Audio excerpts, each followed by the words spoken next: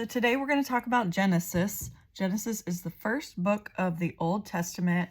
My last 2 weeks, I've talked about the overall summary of the Old Testament and the New Testament.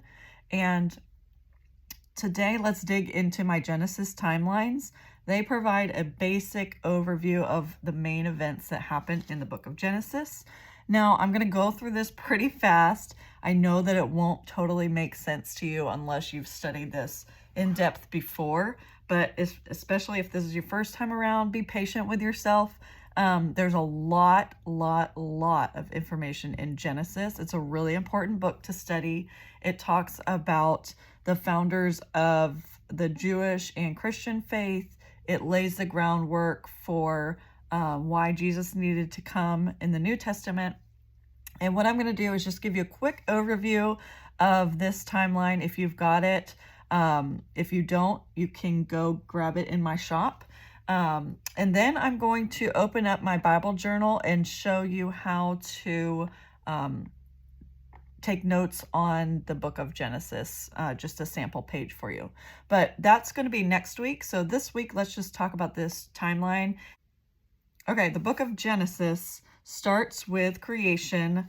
When you read the book, it says that the first day was light and dark, and that meant day and night. The second day, he created the sky and the water. The third, the dry land and vegetation. The fourth, the sun, moon, and stars.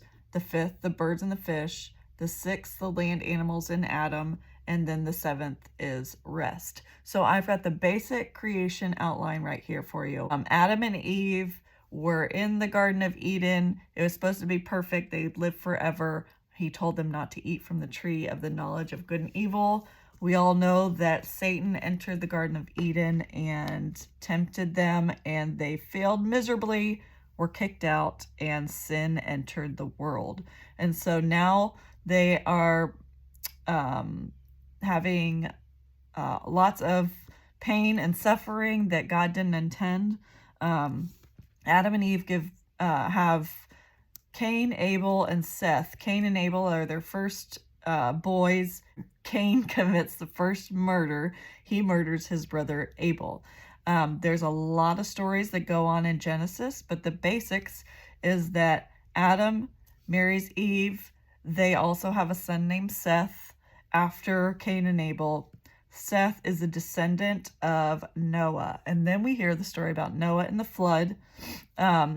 God sees there's so much sin on the land, he decides he's going to destroy the world. He spares Noah and his family and the animals, and they go on the ark. Then they get off at dry land at Mount Ararat, and they grow and multiply, start over like Adam and Eve did. So Noah has Shem, Ham, and Japheth, and years later, happens the Tower of Babel is another big story in there, where God mixes up their languages, and that's where they kind of spread to more than one place all over the earth. From there, Noah's descendants go to Abram.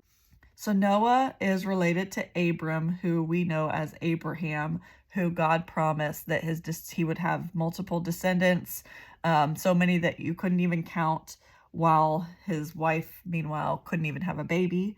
So they held on to that promise, and when they were 90-ish years old, they did have a son named Isaac, who had Jacob and Esau, and Jacob had a ton of kids.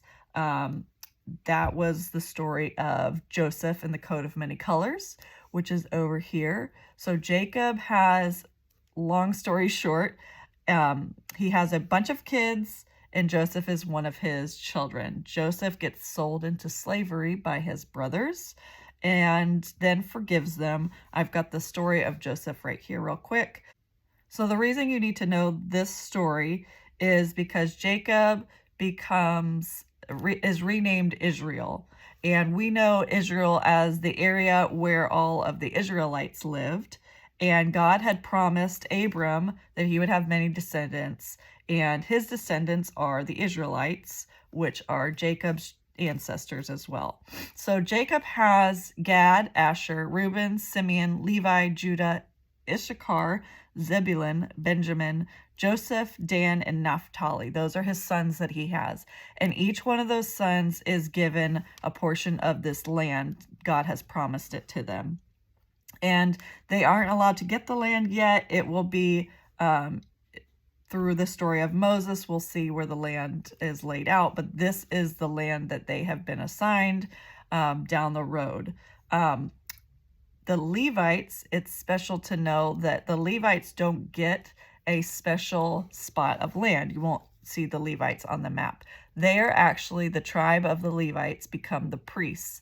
And the priests are the holiest of all the tribes, and they help give direction and speak through God, or give God's word to the other tribes, and they are told to live among the other tribes. So the Levites are sprinkled out through the other tribes. You also won't see the tribe of Joseph on here, and that's because Joseph has two sons, Manasseh and Ephraim, and Joseph is blessed with two groups of tribes and spots of land. And so Manasseh gets this huge spot right here, and Ephraim gets a little spot under that. So Manasseh and Ephraim represent Joseph. So Genesis, basics. People are Adam is related to Noah, is related to Abram, who's related to Isaac, and Jacob, who is renamed Israel. And he ends up having the 12 sons that are going to be the 12 tribes of Israel, sons and grandsons, because of Joseph's two children. I have a ton of information that I've just given you. If you're confused, you can grab this timeline to help you understand what you're reading as you're reading it. And next week, join me with a journaling Bible, and I will walk you through how to take notes on what you're reading in the book of Genesis. Thank you guys. Hope to see you next week. Bye.